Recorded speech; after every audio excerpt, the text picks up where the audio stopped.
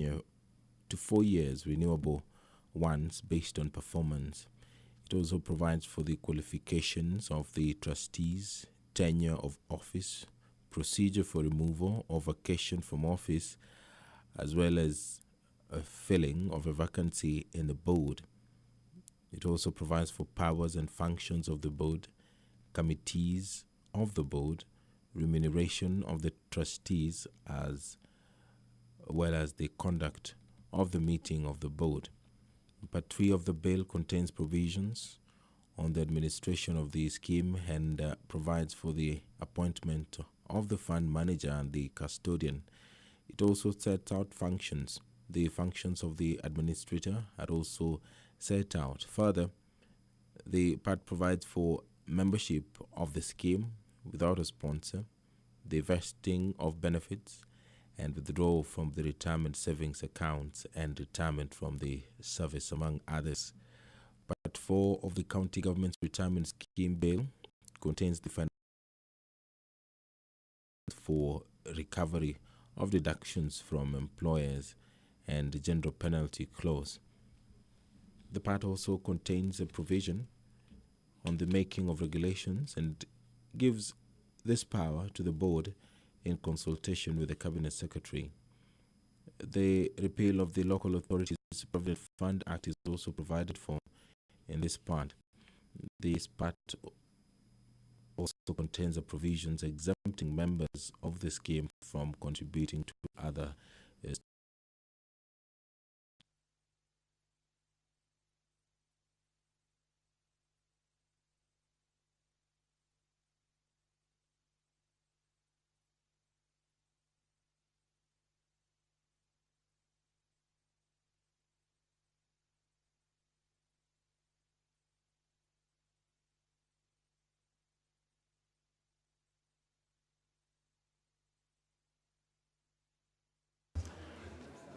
We now have quorum.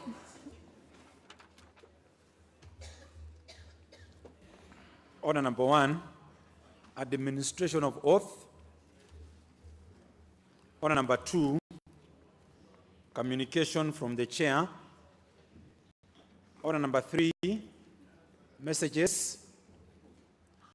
Order number 4, petitions. Honourable members, before the petitions are read out, allow me to recognize the presence in the speakers gallery of the students and pupils from the following institutions: Brook School, Talbot. Proceedings in the National Assembly this afternoon. Honourable Mariro.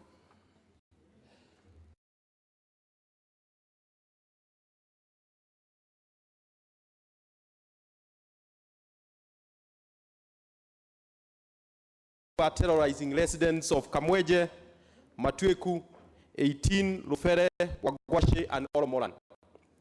That these bandits have continued to lay havoc in many parts of the vast Laikipia West constituency with unabated impunity. This impunity has Wabogo Muraya and the late David Waithaka, and one was injured, one Ikinya Matidi.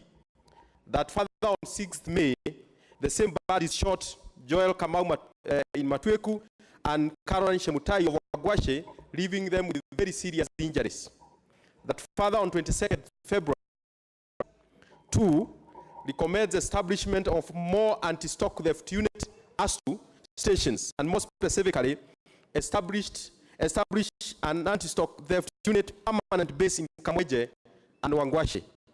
3 recommends that the police officer be well stocked patrols. And finally, ensures that the petitioner's plight is addressed and makes any other order or direction that it deems fit in the circumstances of a case. And your petitioners will ever pray. Presented by myself, Patrick Mario, member of Laikipia West constituency. Thank you, Mr. Speaker. Well, the petition is committed to the Departmental Committee on Administration and National Security to deal with. June 2016, and a certificate therein. Bumula constituency, Sirisia constituency. Mr. Speaker, I really want to ask members, please, it is in your interest to go and pick a copy of the audited accounts of your constituency so that you can liaise with your fund manager and your committee in case of any issues that are being raised. It's important you pick. But for today, we only have Bumula and Sirisia constituency. I think honourable members, I would want to been reported in various schools, with the most recent case being reported in Moi Girls, Nairobi, where a student was raped. Further aware that incidences of buildings in public secondary schools being torched by unruly students over time have been numerous. Concerned that most perpetrators of the dastardly acts of defilement, rape, and arson in schools go unpunished due to the difficulty in establishing a nexus between them. Enhance security mechanism for surveillance of students' activities, makes provisions for regular and mandatory checks to confirm compliance and enforcement of the mechanisms, and enforces strict admission criteria, including maintenance of a profile of alleged perpetrators of arson to ensure that they do not escape liability by transferring to other schools without proper screening. I thank you, Honorable Speaker. Well, it's indicated that you think is urgent. Consult your leadership so that the leadership can sponsor your motions, because then it will get priority in consideration. Next order. Order number 7, statements. Member for Kieni. Thank you, Mr. Speaker. Mr. Speaker, sir, I rise to give a progress report regarding the importation of contraband and alleged contaminated sugar. Following your direction on Wednesday, 20th June 2018. The entire parcel of 96 acres, part of which had been sold to GSU. There is another portion, Honorable Speaker, that was sold to the Ministry of Roads, one of the roads agencies, when the outer ring bypass was being constructed. Honorable Speaker, I therefore found it not right that the committee had recommended only the DCI to investigate. And Honorable Speaker, the Ethics and Anti-Corruption Commission is a commission that we have duly constituted under our laws to investigate all economic crimes. More importantly, Honorable Speaker, this matter touches on issues to do with GSU that fall under the purview of the Office of the President. Honorable Speaker, it is likely that these investigations will touch on personalities within the Office of the President, especially on the GSU land issue. And therefore, it wouldn't be right to restrict this investigation to just DCI. He may not be very objective, Honorable Speaker, with all due respect to the Office of the DCI, but I think it's also important that we make sure that the Ethics and Anti-Corruption Commission, as a commission duly charged with investigating all issues pertaining to corruption, Honorable Speaker, be included in this investigation. Honorable Speaker, in my work as chairman of the Budget and Appropriations Committee, I had a letter written to me by an advocate called Harriet Sheth Advocates. And I will table that letter, Honorable Speaker, and I did share this letter with the chair of the Lands Committee, touching on that 96 acres. And the people accused is the Office of the President by this letter. I have had submissions on the media channels, Honorable Speaker. The chair of the National Lands Commission purporting to have the title. But if you read the reports from the committee, it is quite clear that the mother title for this land is being held by this particular advocate. This matter related to that matter of the land that was sold to the GSU. Therefore, Honorable Speaker, I thought it would only be wise that we also incorporate EACC as part of the investigations, and they have indeed been investigating this matter. So if we pass a report and adopt a report in this House saying that it is the DCI, the Director of Criminal Investigations, to investigate this matter, we shall be inadvertently be taking away work that had already been started by EACC away from them. And I do not know for what good that would be for this investigation. There are already investigations that have been going on. Only a few weeks ago, EACC had forwarded their file to DPP, and DPP sent it back to EACC. Therefore, if we pull away the file again from EACC, we will not be doing justice to this investigation. And our work, Honorable Speaker, as a House should not be prejudicial to the work of any other investigative agency. The House has done its bit through the committee, and therefore I'm only pleading that we do include EACC as part of these investigations. And Honorable Speaker, I will table this letter as much as I'd shared it with the committee, because it clearly shows that this matter is not just about the 13 acres. It is more than the 13 acres. It is not about payment of 1.5 billion shillings. It is about payment of a further, under the office of the President, on the GSU land. A figure of 1.2 billion shillings had already been paid. And they are still claiming a further 671 million, Honorable Speaker. On the GSU land, you remember, it is through this House, through an amendment I moved during the supplementary budget, Honorable Speaker, which has landed me into a lot of problems. A lot of problems, Mr. Speaker. The House is to sanitize a process that was already under investigations by the Lands Committee and also by another committee in the Senate, and also one that was still under investigations by EACC. Why some characters, Honorable Speaker, would choose to use bloggers on social media to fight me on account of doing my work in supporting the President in his call for this House to support that indeed corruption fights back. But I will not budge, Honorable Speaker. I did what I did in proposing that amendment. I am still proposing this amendment, knowing there are people who would still be out to fight.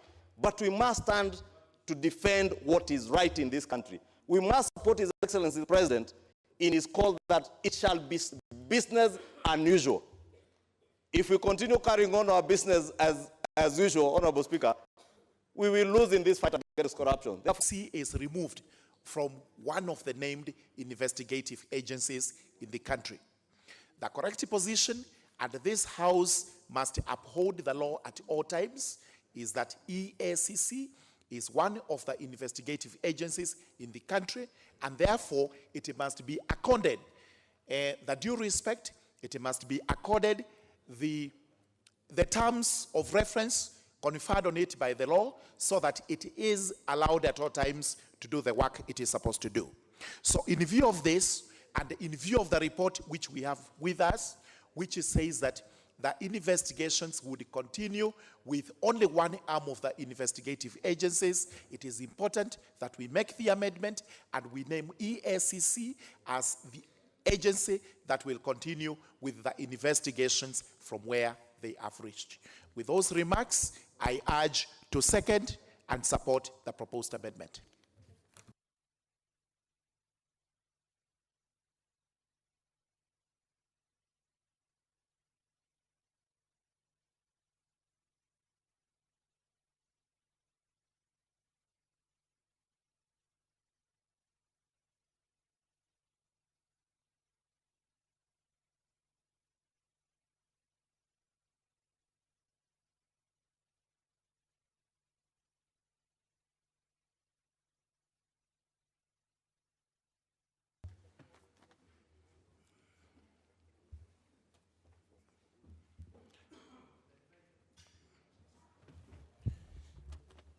Yeah, the letter tabled by the Honorable Kimani Ichung'wah appears authentic and is therefore admitted. So, Honorable members, I propose a question, which is that the motion be further amended by inserting the following words after the expression 2018 at the end thereof, subject to insertion of the words and the Ethics and Anti-Corruption Commission immediately after the words Director of Criminal Investigations, appearing in recommendation number 3 on page 31 of the report.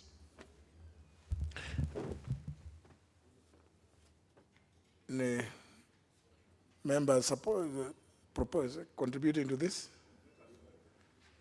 Mboy Robert, is it? Thank you for the opportunity, Chair, Speaker. Mr. Speaker, would I be in order to propose a further amendment? When you look at this proposed amendment by my colleague, it makes a lot of sense because what he has done is brought in Ethics and Anti-Corruption Commission immediately after the Director of Criminal Investigations. But, Speaker, if you look at it, you notice that in recommendation number 2, 3, 4, and 5, all have a similar setup. So would I be in order to recommend that? Honorable, you are perfectly in order. My attention had been drawn to that. Yes. But maybe before you contribute, what you intend to do is to make further amendment to the further amendment to include in recommendations 2 and 5. Because this one talks of paragraph, recommendation number 3. Yes. But according to you, the same recommendation which referred to investigation by DCI in 2 and 5 and 4.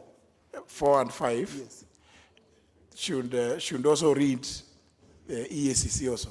Yes. I'm sure that's what you want to suggest. And I think it makes a lot of sense for good flow, so that at no point of the recommendations about investigations should the EACC be left out. I think that's the import of your... Yes, Mr. Speaker. I think if you could approach the table so that they can draft very quickly, then I think the further the proposal to amend the further amendment will then be moved by yourself.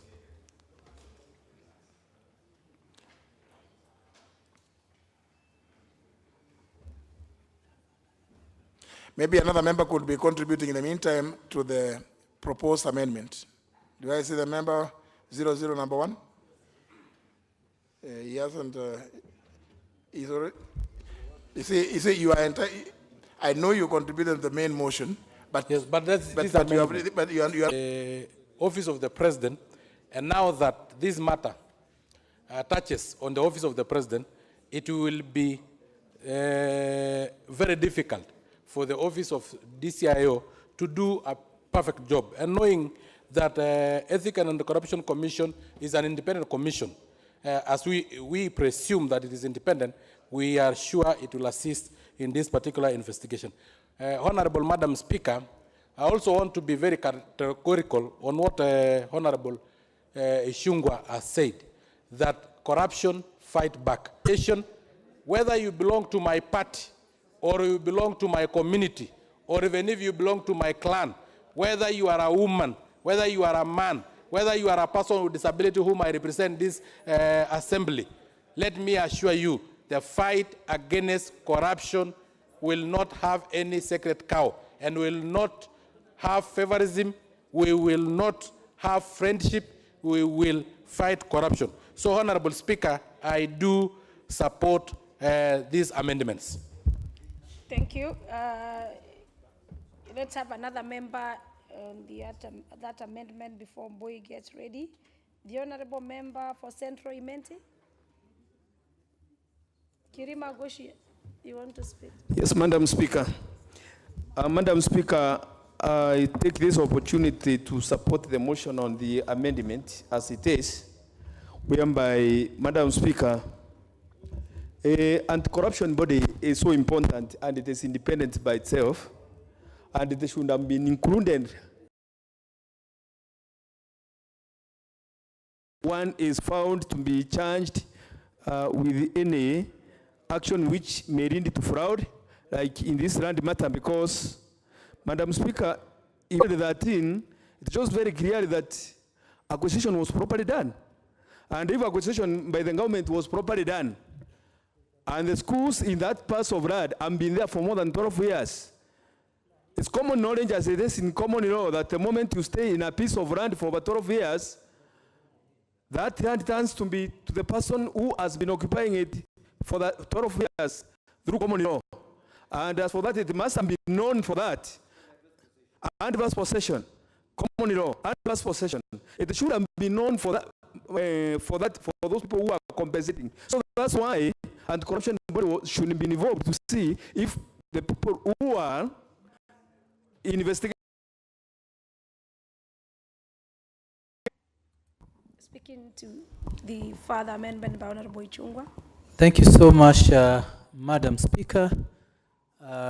Madam Speaker, I start to support the amendments. And Madam Speaker, I would want to make an appeal to this House, especially at this time when corruption in this country is threatening the very existence of our nation.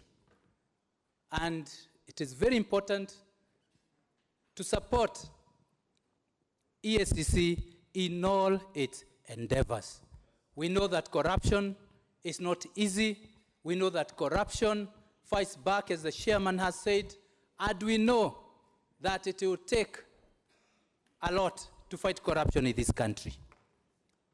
Our president has decided to bite the bullet and face corruption.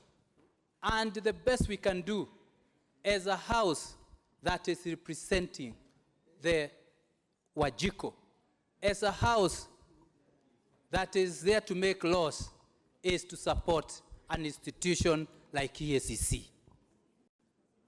This land issue is very sensitive, Madam Speaker. And I want to go on record to say that even these criminals who are involved in this land issue, actually they were testing waters. Say that we stopped, APNAC Kenya and APNAC stopped the Prime Minister of Malaysia from opening the conference on corruption in Malaysia. We are there, it's on record. If you go to Malaysia, madam, you will see that we are actually celebrated as bringing that particular move.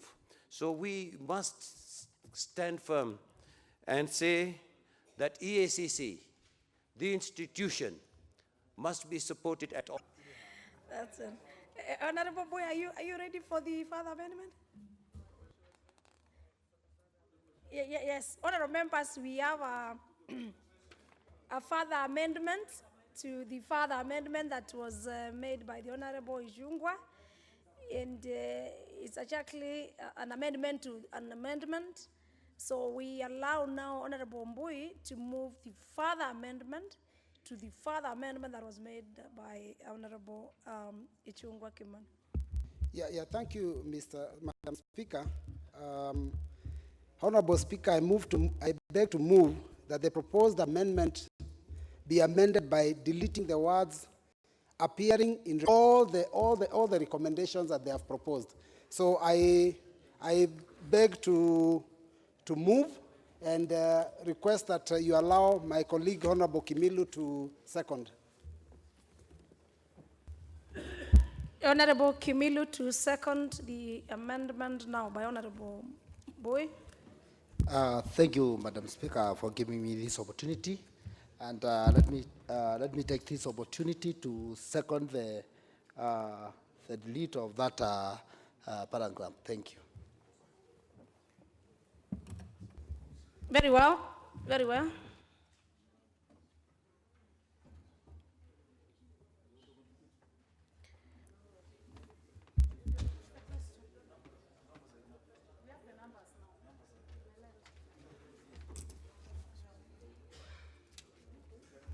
Honourable members, I propose the amendment, which is that the words appearing. Honourable members, those who are coming, can just walk in before I.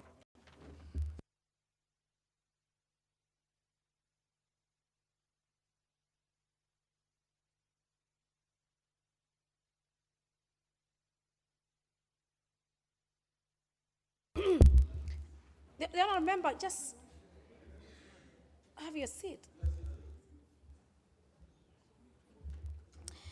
Honourable members, I propose the question that the proposed amendment be amended by deleting the words appearing in recommendation number 3 on page 31 of the reports and substituting therefore the words wherever it appears in recommendations 2, 3, 4, and 5, or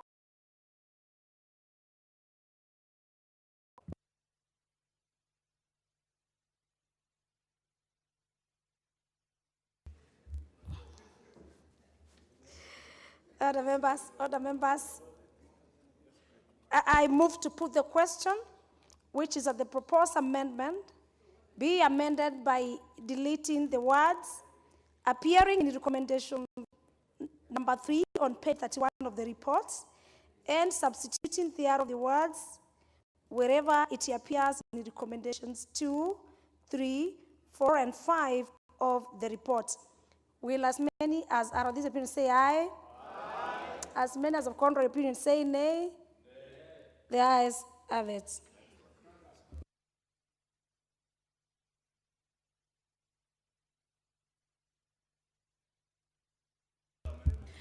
Honourable members, now we are going to debate, or we resume the debate of the amendment by the order. That is the further amendment that has been approved. That is amendment by Honourable Mbui, which was a further amendment to the further amendment by the Honourable Ichungwa. So we will debate, or as you wish, that the question, you want the question to be put? Yes. As further, let me just give only one before I put the question. One member. We've already carried one member, the member for Butula. Member for Butula.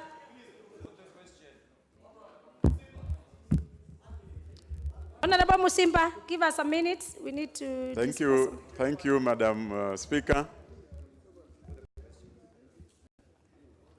Thank you, Madam Speaker. I want to support the further amendment that has been proposed by the honorable member.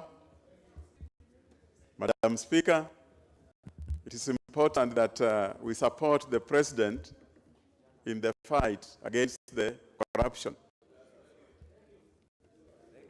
Thank you, Madam Speaker. No. One more, members, one more. The Honorable Turkana Central. It's good to debate the further amendment. Thank you, Madam Speaker. I support the amendment by Honorable Ichungwa and the further amendment by Honorable Mui. Madam Speaker, ACC has been established under Section 3 of ECC Act 2011. And Madam Speaker, this body cannot be ignored. Why? Because, Madam Speaker, this body promotes integrity. This body combats corruption through enforcement of law.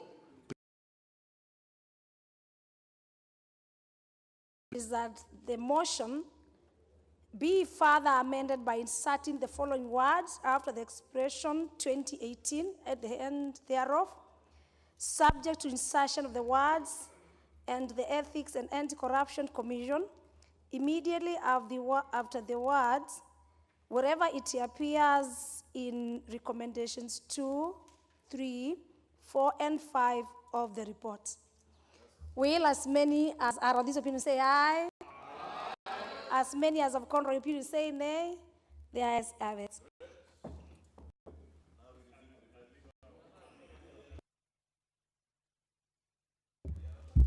Now we resume debate, honourable members. Resume debate to the motion as further amended. You can come to the dispatch box, honourable member for example.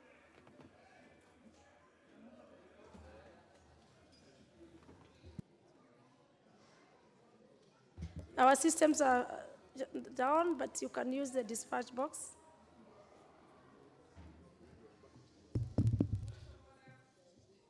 Thank you, Madam Speaker. I would want to associate. Honorable member for example, there's a point of order by Honorable Milio Odhiambo. Honorable Milio Odhiambo. Milio Odhiambo, today you look very beautiful.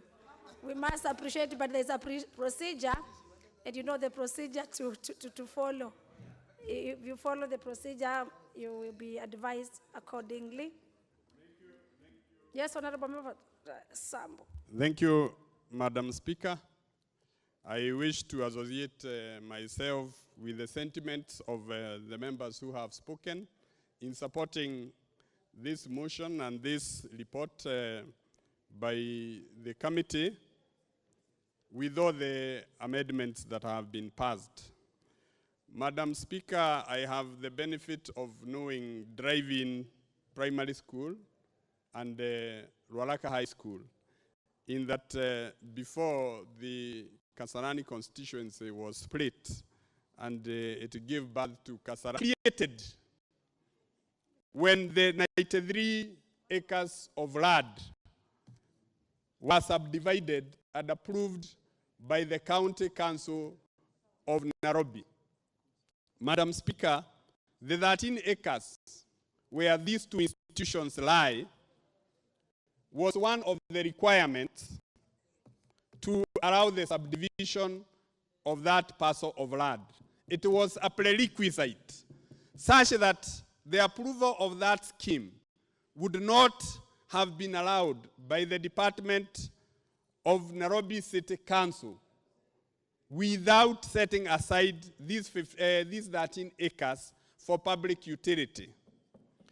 And while I thank the committee for putting down a very good report, I wish to point out that they have left one important aspect, that they should have condemned the Nairobi City County and its predecessor for not ensuring that the title deed for the 13 acres of land was registered for many years. This has been our social centers in the constituencies of Mathare and Ruaraka and Kasarani.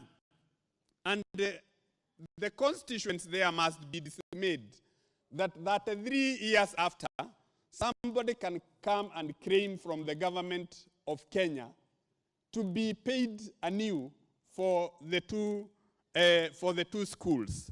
And in any case, Madam Speaker, as has been mentioned earlier, by the doctrine of acquiescence, Madam Speaker, this school, this parcel of land belongs to the public. Also, under the doctrine of adverse possession, this parcel of land rests with the council and with the public. And Madam Speaker, corruption is a serious cancer in this nation. That the personnel at Treasury can get money from the contingency fund to pay 1.5 billion for land that already belongs to the government, and they seek the approval of Parliament to sanitize such an expenditure. And it appears to me, Madam Speaker, for every grad flower here in this country, the roots and the home base is Treasury.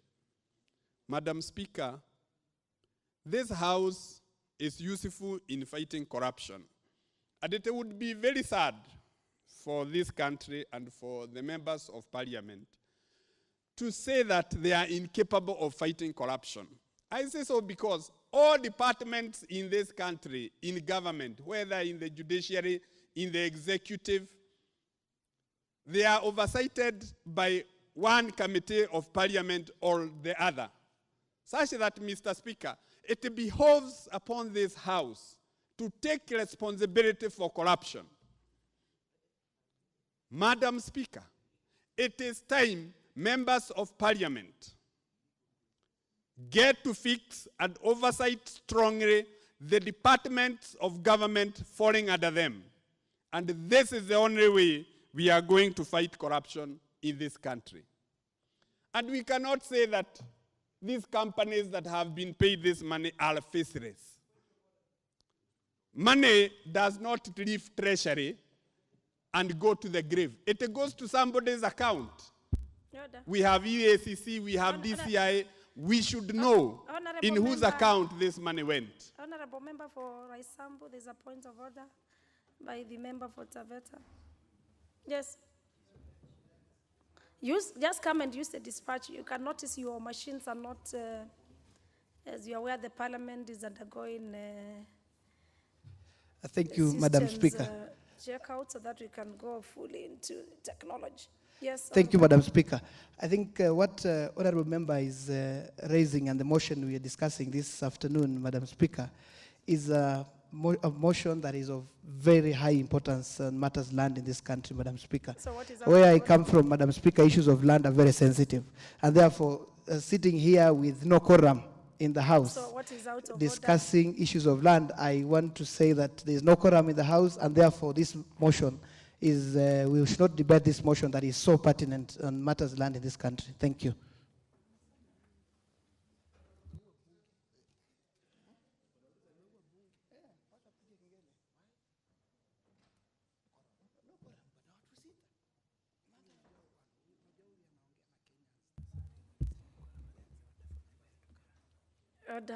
Can we ascertain there is no decide quorum?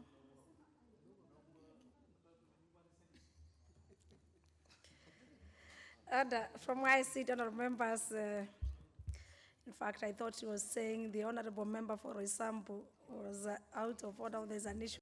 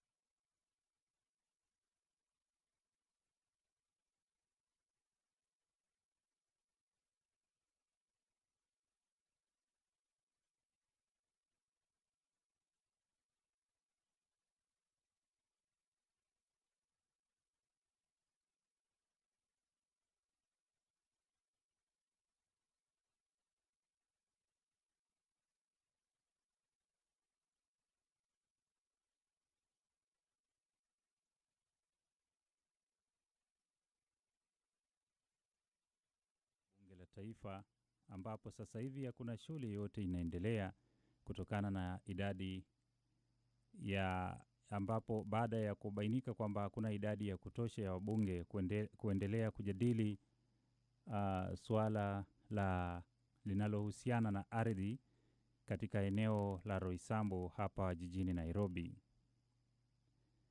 Na nilivyokuwa na kufahamisha hapo awali ni kwamba wakazi wa eneo wakilishi bunge la Laikipia Magharibi wametoa wito kwa serikali kuzingatia swala la kupeleka maafisa zaidi wa usalama kuweza kukabiliana na hali ya kutokuwepo kwa usalama katika eneo hilo. Katika ombi ambalo limewasilishwa na mbunge wao Mheshimiwa Patrick Mariro, ni kwamba wakazi hao sasa wanaishi kwa hofu kutokana na magenge hayo ambayo yamejihami kwa silaha tofauti tofauti.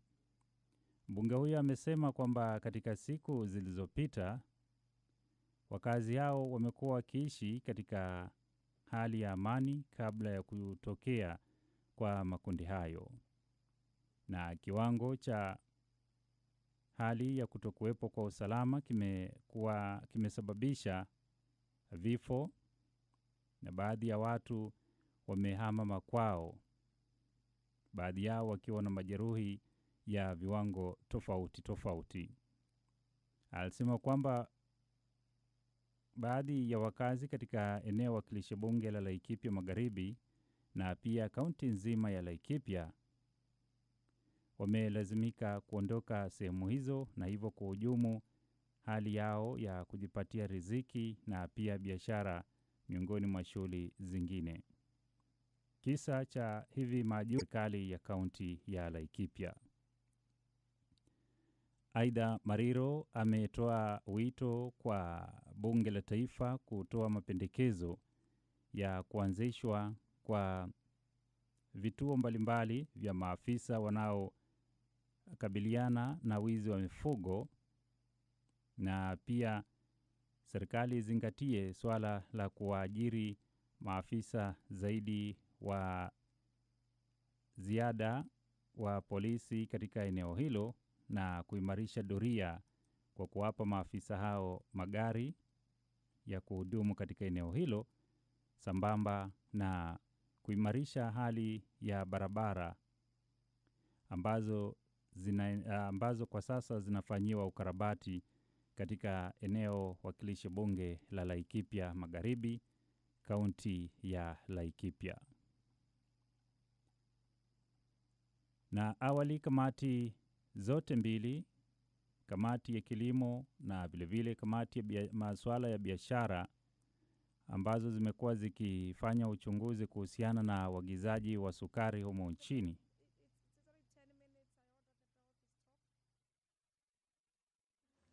Honorable members, the member for Taita stood on standing order number 35. It was a point of order, and the member for Roysambu was on his feet.